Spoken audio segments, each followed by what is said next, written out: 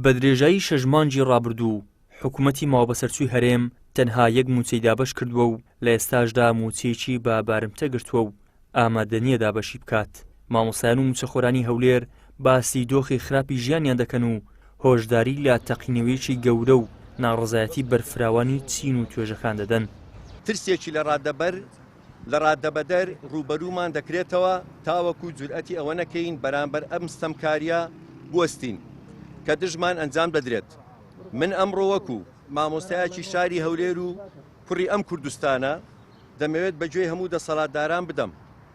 مامۆستایان و فەرمانبەران لە سەختترین دۆخی ژیاندان. ئەگەر ئەم دۆخە بەردەوام بێت لە خاڵێکدا دۆخەکە دەتەقێتەوە کە کەس خەیاڵی نەکات.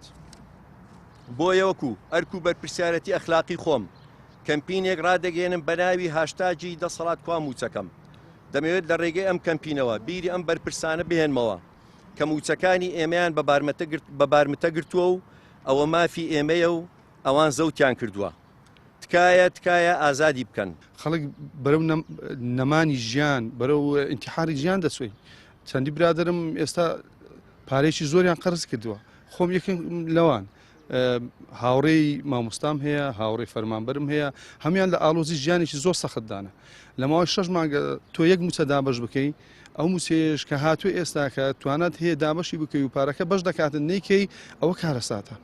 ئەوە واتە شەڕ ڕاگەیاندوە بەرامبەر بە خەڵکی خۆل، بەرامبەر بە موچەخۆری خۆل لە کاتێکدا موچەخۆر بە ئەرچی خۆی هەستاوە. ئەوانەی کە زوڵم لە خەڵکی خۆی دەکات، ئەوانەی کە زوڵم لە فەرمانبەر و موچەخۆری خۆی دەکاتن، دڵنیا بە ئاکامەکەی باش نابی. مامۆستایان هاشتاگی حکوومەت کوا موچەکەمیان ڕاگەیاندووە، داوا دەکەن بەر لە تەقینەوەی ناڕزایەتیەکان حکوومەتی ماوەبەسەرچوو بیر لە دۆخی ژیانی خەڵک بکاتەوە و دەست لە چەوساندنەوەیان هەڵبگرێت. داهاتی 4 مانگ و 5 مانجی داهاتی ناوخۆی ئەم حکوومەتە چی بەسەر هاتووە، ئەی داهاتی مەرزەکان چی بەسەر هاتووە، داهاتی خاڵە سنووریەکان چی بەسەر هاتووە. ئەم هەموو داهاتە زۆرێک کە لەم هەرێمە کۆ دەکرێتەوە.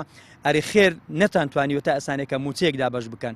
دڵنیامە لەوەی کە بارودۆخەکە بەم شێوێ نابێتن، فشار زیاتر دەبێتن و مامۆستایان و فەرمانبەران لە سەرجەم شارەکانی کوردستاندا ڕەنگە بەڕووی ئەم دەسەڵاتدا بتەقنەوە و ئەو کاتیش پێی مایە کار لە کار دەترازێ و کە حکوومەت ناچار دەبێتن کە ملدا بنێ بۆ داواکاری فەرمانبەران و موچەخۆرانی هەرێمی کوردستان.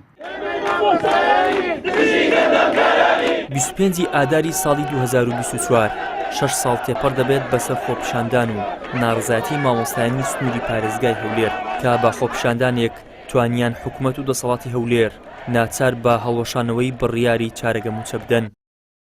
ئیدریس محەممەد، کەناڵی ئاسمانی پەیام، هەولێر.